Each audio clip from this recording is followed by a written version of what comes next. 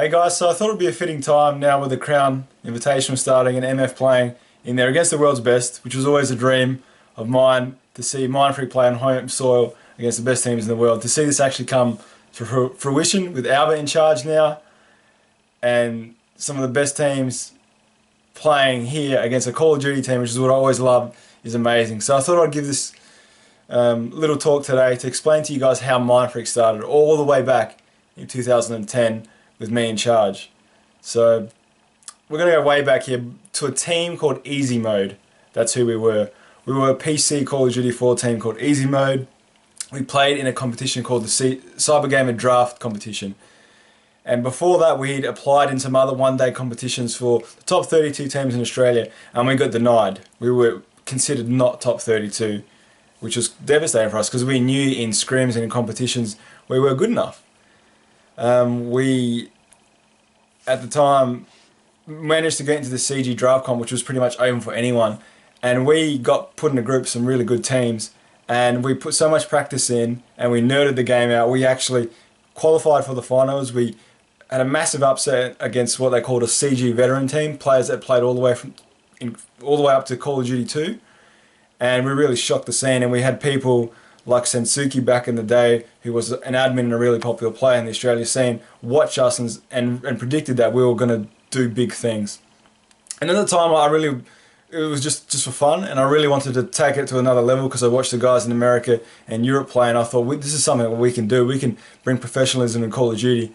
And I had applied, this is a truth, a secret truth which people don't actually know, is Mindfreak almost never existed. We could have been Team XL5. I had applied for Team XL5 and we got rejected. We were considered not good enough to play for them.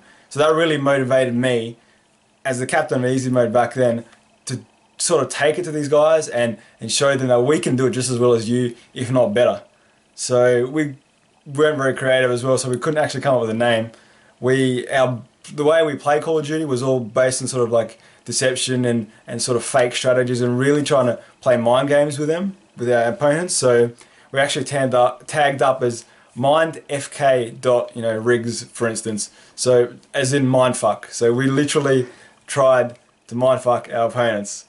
And it came to a point where people were obviously asking us, and then we went to register for a competition and we couldn't come up with a name. We could not, every night we tried to brainstorm a new organisation team name and we could not come up with something. So it sort of just stuck. We just never ever changed it.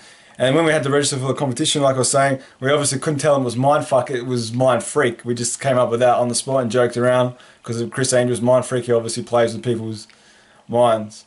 So it sort of just stuck and we never changed it. We played in the competition as Mindfreak, and then eventually we started becoming more serious and serious. And then I had literally this logo you see on the Mindfreak hoodie that you see the current Mindfreak team have.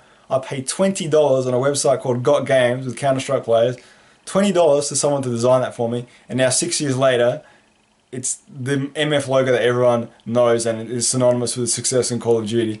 So it's quite ironic how these little things can eventuate into big things. And from then, that's when we started becoming more serious.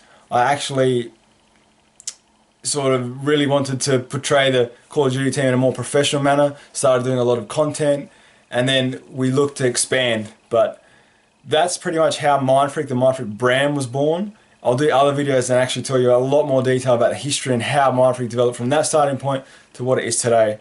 But that is the truth behind how Mindfreak started. And like I said, it almost never happened. We could have been Team XL5 and the whole MF legacy would have never existed. So that's a little bit of truth for you today. We'll see you at the Crown Invitational. Thanks for watching.